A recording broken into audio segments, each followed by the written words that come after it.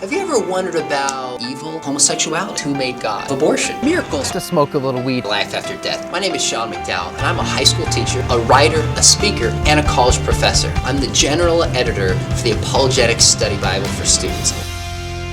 Are miracles possible? In our scientific age, can the miraculous really happen? We live in a time where people put a lot of confidence in science, and a lot of that confidence is well placed.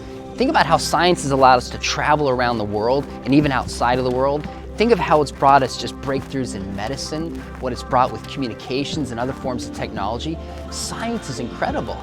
But given this confidence of what science has given us, we tend to say, wait a minute, maybe science can explain everything and miracles in themselves are not even possible. Some of my skeptical friends will say miracles are not possible and that I have to show God exists for a miracle to be possible. But I think they have it backwards. What the skeptic has to show is that God does not exist and that everything can be explained naturally. So believe it or not, even despite how the narrative is typically painted, the burden of proof is on the skeptic to show that God does not exist and miracles can't happen. Otherwise, the open-minded, fair observer would follow the evidence wherever it leads. Recently, I took a group of high school students up to campus of Berkeley. A friend and I got to do a presentation to a group of agnostics, and at the end we were taking questions. And the student, who's a PhD student in physics, raised his hand. He said, wait a minute, hasn't science shown that when people die, they stay dead? In other words, hasn't science shown that miracles, and namely things like the resurrection or raising people from the dead, which Christianity is based upon, is simply not true? I said, you're right. Science has shown that when people die,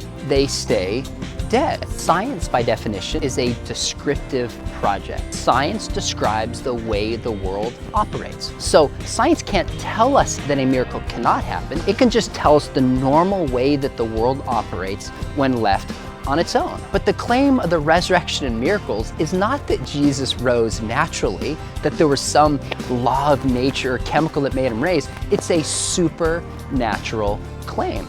If God does not exist, then miracles, of course, cannot happen. Everything must have a natural or scientific explanation. But if God does exist, then miracles are certainly possible. If God created the world, if he's a supernatural being, then there would be nothing limiting God.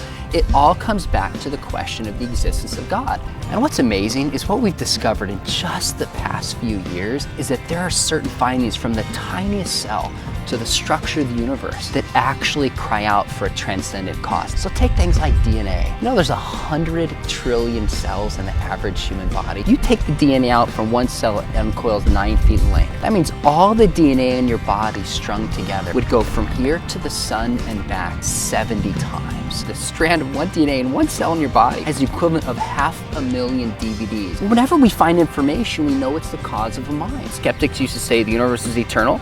Christians said, no, only God is eternal. Unless you want to believe that the universe came from nothing, that seems to point to a cause outside the universe that's very powerful, very personal, which seems to point towards the existence of a God, of an intelligent being. So not only has science not disproven miracles, the more we probe the depths of the universe and the tiniest cell, we see these fingerprints of intelligence, which makes it not only possible, but even reasonable that we may expect to see some miracles when we investigate the world around us.